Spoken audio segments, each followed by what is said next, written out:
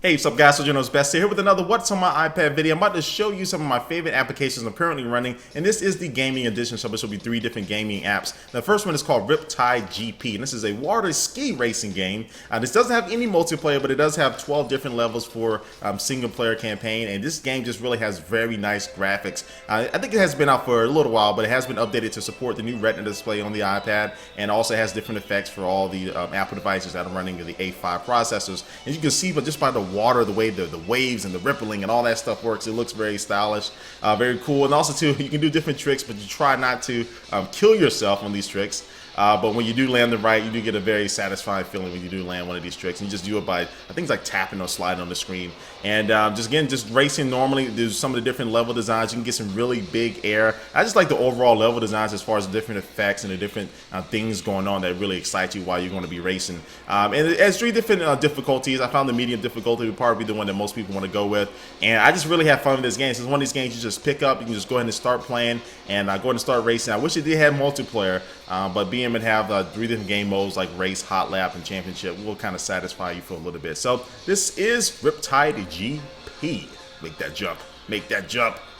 There you go. And the next game I'm about to show you is called Ski Safari, and this game will remind you of a very popular game called Tiny Wings, and that came out last year. And I think everybody loved that game. This is very similar to it, but it does have some extra twist to it.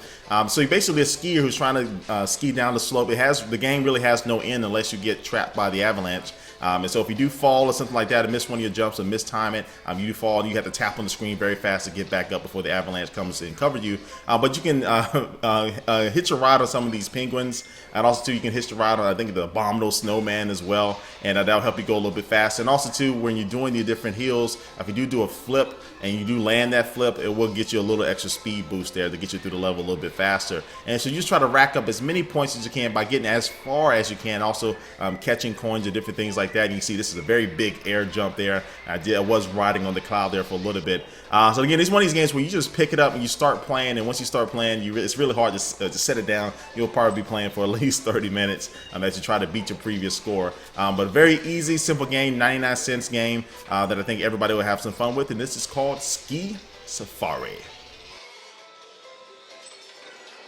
Alright, the last game I'm about to show you needs no introduction. This is Nova 3 by Gameloft. And Nova is a franchise that's been around for a few years now on iOS, and they've been providing some very awesome games with great graphics, and this game does not disappoint. And this is kind of like the Crysis of iOS.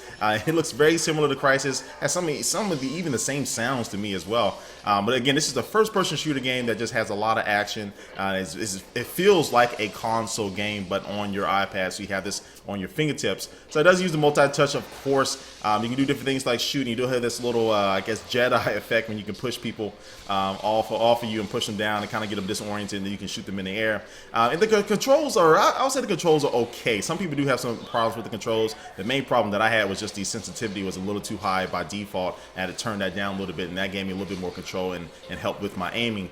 So you have different little flying enemies, just like I showed you right there. And also too, you can zoom in as well and take down the enemies. And you do have different weapons from shotguns and machine guns and different things like that. And so the levels are pretty well done. You can see all the different lighting effects and all the different effects in the game that you just really, again, you won't expect from a mobile platform, but they really did pack a lot inside this game as well. And so basically all the footage that I'm showing you right now is from the first 1 or 2 levels in the game. I really just started playing this game, but I was really impressed with it, so I decided to show you.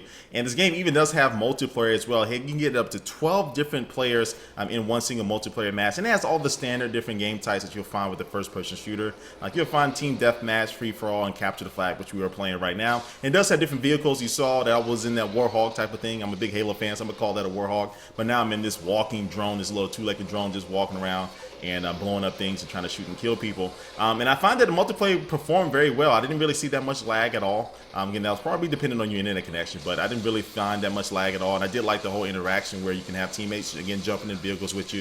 And this is really very similar to console-like multiplayer. You're going to find this type of multiplayer on iOS devices. And so I was thoroughly impressed with everything. Again, for your controls, you just need to turn down the sensitivity, but I really like Nova 3 here, guys. And you can find this for about $6.99 in the App Store right now. I like all these applications that I showed you. The link is down below if you want to go ahead and download them. This brings it into this video, guys. Again, thanks for watching the video. Please leave a comment down below for what other apps that you may want to see me cover in the future.